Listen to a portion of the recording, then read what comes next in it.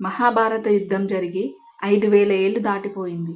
ఆ యుద్ధంలో పాల్గొన్న కృష్ణుడు, అర్జునుడు, భీముడు ఇలా అందరూ కాలగర్భంలో కలిసిపోయారు. కానీ ఒక్క యోధుడు మాత్రం ఇప్పటికీ మన మధ్య తిరుగుతున్నాడని పురాణాలు చెబుతున్నాయి. నుదుటి మీద ఎప్పటికీ మానని గాయం, ఒళ్లంతా రక్తం కారుతూ, ఆకలి దప్పికలతో అలమటిస్తూ, చావు కోసం వేచి చూస్తున్న ఆ అమరజీవి ఎవరో మీకు తెలుసా? ఆయనే గురు ద్రోణాచార్యుడి కుమారుడు అశ్వత్థామ. అసలు కృష్ణుడు అతనికి అంత భయంకరమైన శాపం ఎందుకు ఇచ్చాడు? ఇప్పటికీ అశ్వత్థామను చూసిన వారు ఉన్నారా? ఈ రహస్యాలన్నీ ఈ వీడియోలో వివరంగా తెలుసుకుందాం. అశ్వత్థామ సామాన్యుడు కాదు. ఆయన సాక్షాత్తు శివుడు అంశతో జన్మించినవాడు. ద్రోణాచార్యుడు శివుడు కోసం తపస్సు చేసి ఆయనంతటి శక్తివంతుడైన కొడుకు కావాలని కోరుకున్నాడు.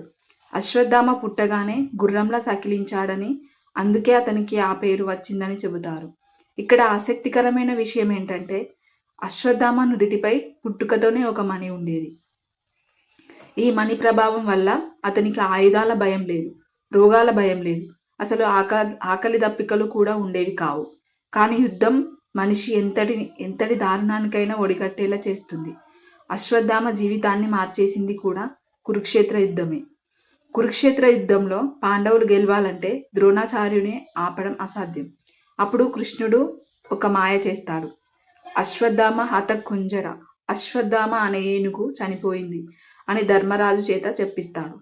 కొడుకు చనిపోయాడన్న బాధలో ద్రోణుడు ఆయుధాలు కింద పడేయగానే దృష్టద్యుమ్నుడు ఆయన తల నరికేస్తాడు.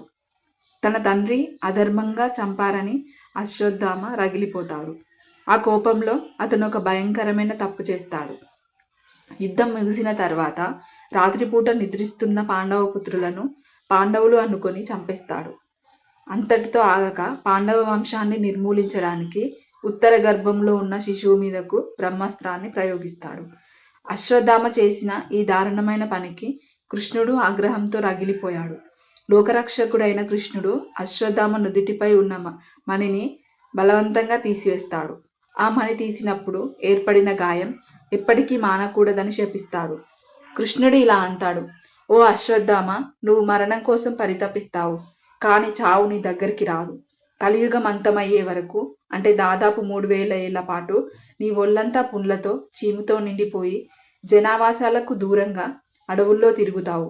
నీ దగ్గరకు ఎవరూ రారు, ఎవరూ నీకు సహాయం చేయరు. నీ గాయం నుండి వచ్చే దుర్వాసనను భరిస్తూ నీ పాపానికి శిక్ష అనుభవిస్తావు.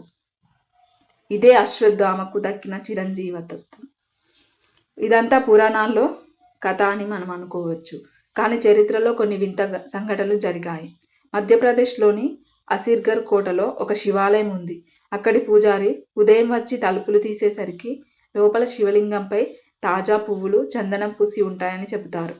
అలాగే గ్వాలియర్ ప్రాంతంలో కొందరు వైద్యులు తమ దగ్గరకు ఒక 7 అడుగుల పొడవున్న వ్యక్తి వచ్చి నుదిటి గాయానికి మందు వేయించుకున్నాడని, ఎంత మందు వేసినా ఆ గాయం తగ్గలేదని చెప్పినట్టు రికార్డులు ఉన్నాయి.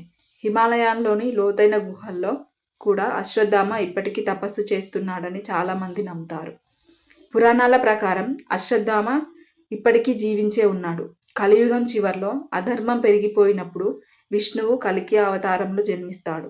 అప్పుడు అశ్వత్థామ కల్కి దేవుడికి సైన్యాధ్యక్షుడిగా మారి యుద్ధం చేసి తన శాపం నుండి విముక్తి పొందుతాడు.